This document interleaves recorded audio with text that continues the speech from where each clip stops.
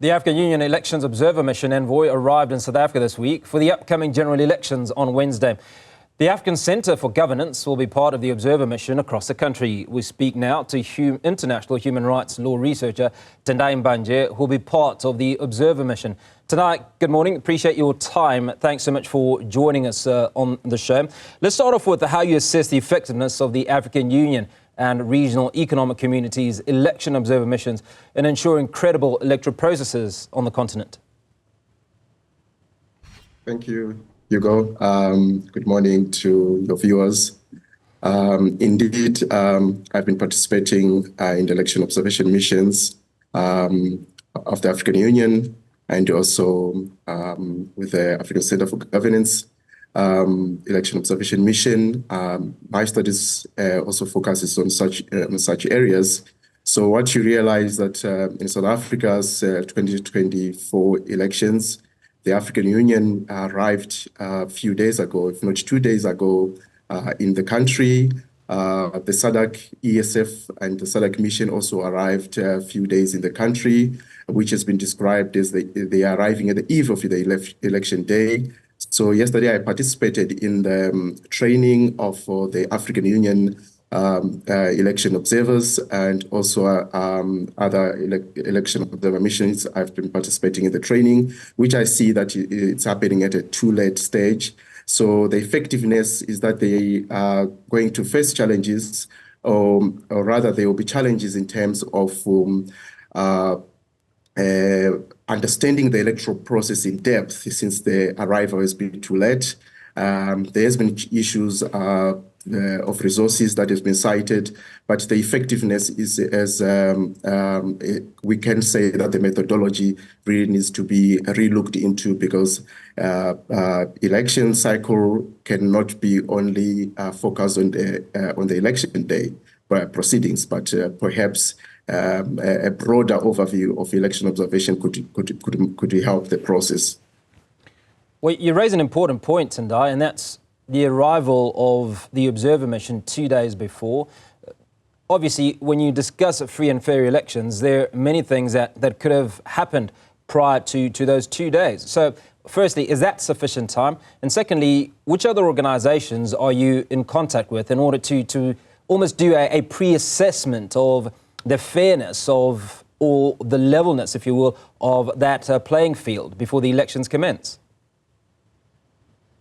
Okay, thanks. Yes, I mean, the issue of the election observation missions arriving at the eve of the election day remains a problem. It's not unique to South Africa. They've done that, or they do that to many elections across Africa. So that in itself compromises the oversight of the electoral process and their effectiveness in general. And if you are to read where they have issued conflicting or reports that have been seen not to be accurate, these are kind of the concerns arising from late arrival into the election. Particularly, this election is very contested, and then there is late arrival. That in itself is quite a challenge. And then I'm in contact with the African Union itself. I'm in contact with guys from SADC, I'm in contact with guys from ASA and other domestic election observation missions that are doing work on the ground. So, moving on from that, there potentially are challenges that the observer missions are likely to face. How can these challenges be addressed to enhance the role of the observer missions? So the challenges, I think the challenges pertains much to the methodology. They have a methodology of deploying long-term observers and short-term observers. But at this stage, you have seen that for the many elections that has happened in Africa, they have been deploying short-term observers. So the short-term observers, they only focus on the election day. So the long-term observers that deployed perhaps 6 months before an election day, they can assist by providing a comprehensive oversight to the electoral process. But now we see that they are focusing on a short-term election observation, which they cite their own reasons for that. So I think that in itself is compromising their effectiveness. Now, given the socio-economic and political context of South Africa's 2024 elections, what will be the key focus areas for the observer missions? And And we ask this question also in the context now that this is South Africa's most important elections. We have the highest number of registered voters, which sits at a little over 27 million, the highest number of candidates. There's also a third aspect to it where individuals will be able to represent various communities as part of that election process. So the good news is that there are new developments that has been happening within election observation missions. Now they've been recruiting legal analysts, political analysts, people with background in IT, economics, media, journalists, and so forth. So in terms of assisting and in terms of making the work better, so it's all hands on the deck.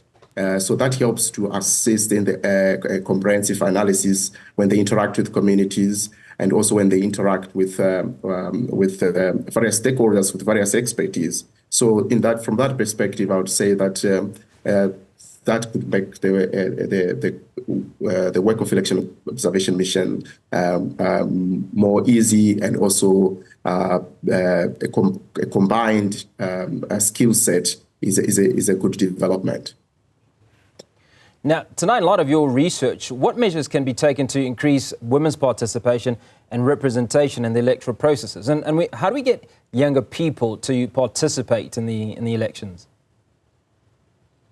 I think much work needs to be done to hold or to interact with political parties. Because political parties, that's where the work starts in terms of increasing political participation of women or of youths. Political parties are the ones that are responsible for candidate nomination, for example.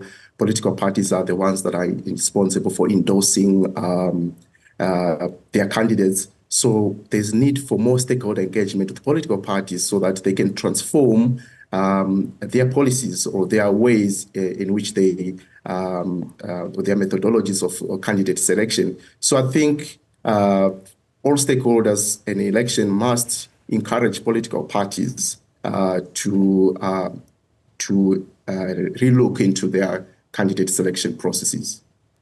So my final question speaks to just how binding or lack thereof are your recommendations or the recommendations of election observer missions. And we've witnessed situations such as Zimbabwe's election a few months ago, in which recommendations were given post-election that suggested that the election wasn't entirely free and fair. Thank you. So that's one of the gray areas, because recommendations are merely recommendatory. They do not carry a force of law. So what happens is that we rely on the political will, or if I may say that, or we rely on in good faith to the IEC, that the IEC will consider the recommendations that the election observation missions that will table to them after the voting day. Then the IEC at its discretion will implement those recommendations. And what we can only do as election observation missions is to make a follow-up and to keep on encouraging the Independent Electoral Commission to implement the recommendations. But otherwise, they are not binding. The recommendations are not binding. The recommendations do not carry any force of law. They are just recommendations that are given in good faith, and implementation is also done on the basis of trust and good faith.